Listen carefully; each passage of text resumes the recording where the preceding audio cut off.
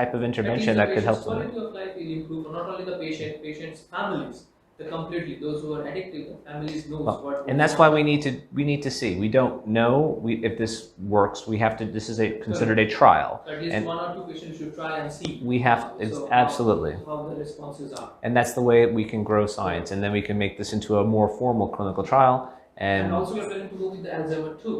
We're trying to do Alzheimer's, yeah. But Alzheimer's, there's been at least some good use of that. There's been a multi-center trial in the United States, but in Toronto is pretty much the. Yeah, so Dr. Lozano, correct. He has done lots of work on this Alzheimer's. So it's also in your plan to do something with Alzheimer's disease? Yeah, possibly. You know, the thing is, in the United States, the clinical trials have already been, the sites have already been chosen for that, and I was not part of that. That wasn't really part of my research interest. If that becomes available, I would not mind doing that, but it's something that we might, again, it has to be done under the auspices of a specific clinical trial. So like people who do DBS for Alzheimer's may not be doing DBS for depression. So, you know, you kind of like, you have to kind of choose a pathway to go through and see what that is. And that doesn't mean I don't want to do that, but it means that when you have to kind of concentrate in an area. I'm not averse to it, and that's something we definitely can explore, you know, here. It's very exciting, but in the United States, it's not. No one does everything, because you need to have then people involved in clinical trial and many different clinical trials. So there's a reason that Dr. Lozano, he doesn't go for anything else. Well, so Toronto is different, though. Toronto in Canada, they can do everything because they don't have the same rules as in the United States. I'm talking about in the United States. Every place does not do everything. Okay. So they have they say that you do this, so you the surgeon is concentrated typically in one area, or the psychiatrist or the neurologist is interested in these things, but they have to have a specific dedicated clinical trial to treat a specific disease with a specific target. Outside the United States, people are a lot more free to choose things that are, you know, if it's ethically sound and there's no harm intended for the patient, but there's good reasoning to say this may work, then that's how the ideas can be supported.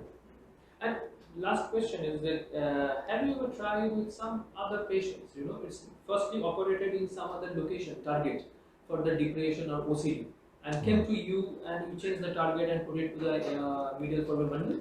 So we have had patients come to us with failures of depression improvement, say, that were targeted elsewhere in other different locations, such as subgenual cingulate. But because the patient did not want to have did not want to pay to have their electrodes removed, and because they were under a trial where the insurance did not pay for their surgery, they didn't want to have the surgery.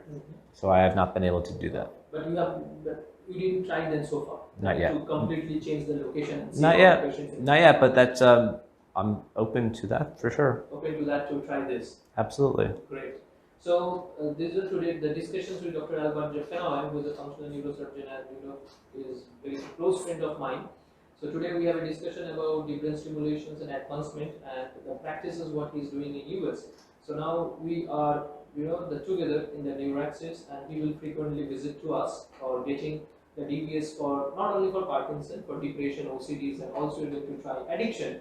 Hopeful that we'll get some good responses from the patients, and also for a few Alzheimer patients also we'll try, and we'll definitely we'll look for the best responses from those patients.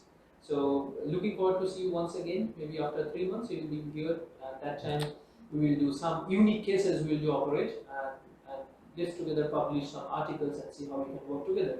Okay, for the clinical trials and all those, we'll make a plan and we'll start work on it. That sounds great. Yes, look forward to it. And that time also maybe I'll get a few more patients from other centers. Those who operated, they will come and meet you for programming and all those.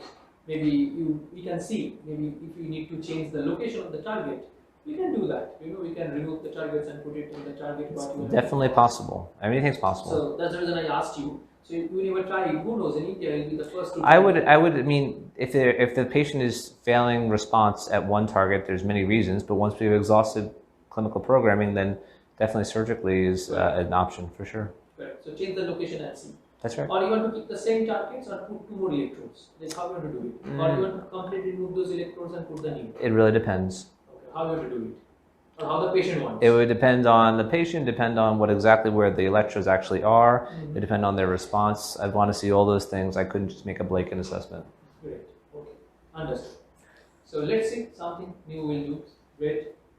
We'll see. Yes.